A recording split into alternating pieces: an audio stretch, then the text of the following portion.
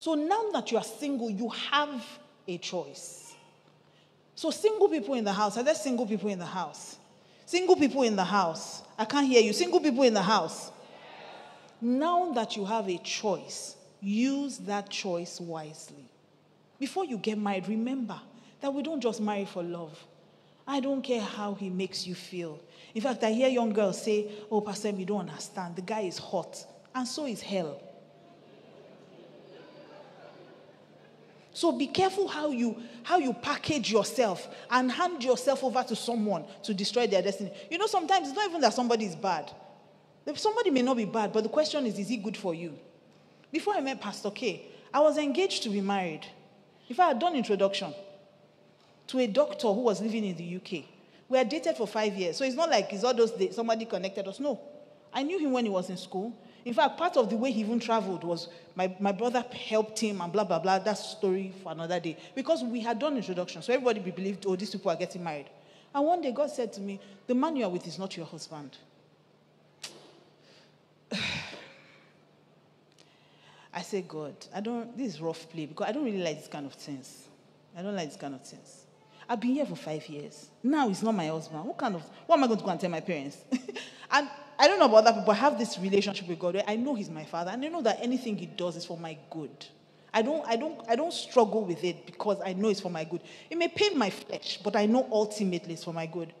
And so God told me the person you're with is not your husband. So somebody that I had been with for 5 years. Someone that we had planned our lives. In fact, I'd even sent some of my things when he was moving to the UK. That's how sure I was. God said, this is not it, back down. And God told me something. He said, it's not just about marriage. It's about what I want to do with your life. So the person I put over you has to be a leader and not a lead.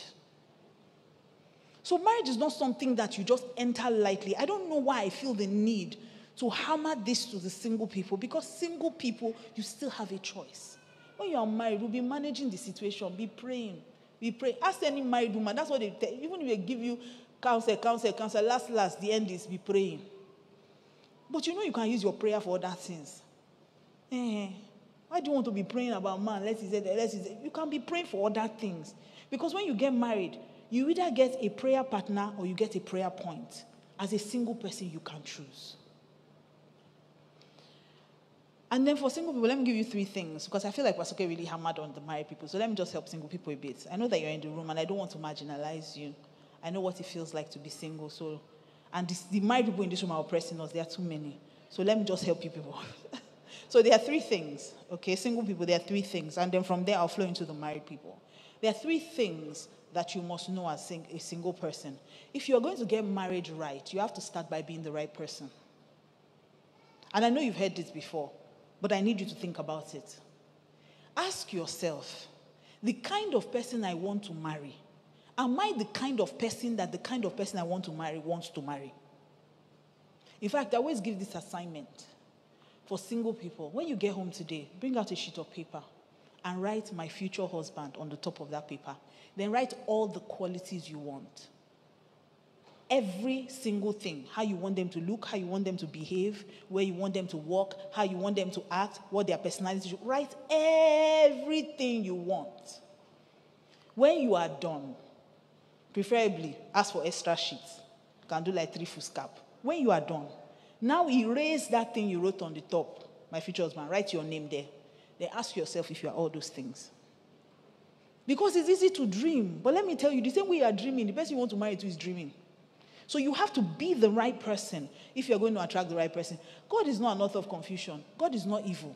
Why will he carry a precious child and give to you? If God's child is precious, he won't give him to you if you're not worthy of him or her. So when you get home today, do the assignment. It will change your life. Some of the things you are looking for, if you don't have it, you can't attract it. The Bible says that God put Adam to a deep sleep. Because when he saw Adam, he said, it's not good for this man to be alone. Then the Bible said he started to make animals. And he brought them to Adam. It was Adam that decided, elephant can't be my wife. Monkey cannot be my wife. Gorilla cannot be my wife. He was the one that chose. God gave him options. He made it from the same place he made Adam. But they said there was not one that was comparable to him. And then the Bible says that God put him to a deep sleep.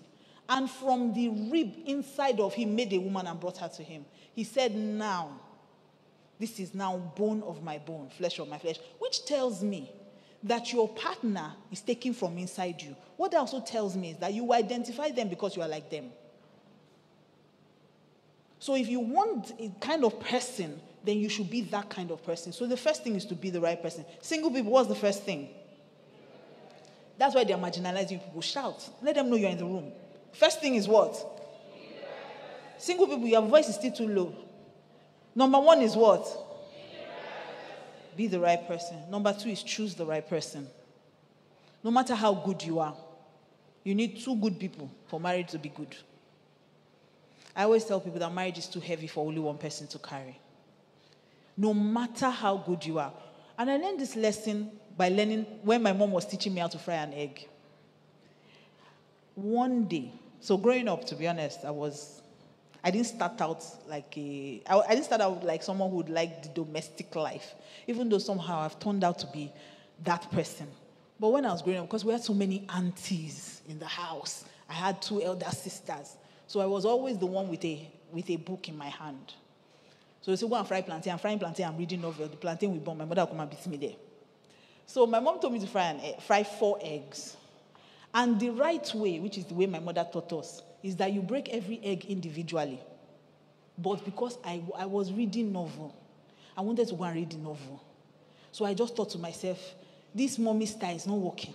We'll be breaking egg one, then I wash 2 plates. Doesn't make sense. So let me just break the 4 eggs together, whisk it together and fry. So I broke the first egg, broke the second egg, broke the third egg. I say, you see, not this olden day style of doing things. The Bible says, do not move the ancient landmarks. There's a reason. When I broke the 4th egg, it was rotten. And I broke it right into those. So all the eggs now went bad. And that tells me that no matter how good you are, if you don't marry somebody who is good, your egg or your marriage can never come out good. Can't come out good. So being the right person is good, but you also have to choose the right person. You have to choose someone with the same values as you. Someone who loves the same things. Someone who loves God like you. Someone who is inspired to serve God the way you are inspired to serve God. Someone who understands that we have a vision, we have a plan, we have a destiny, we have somewhere we are going.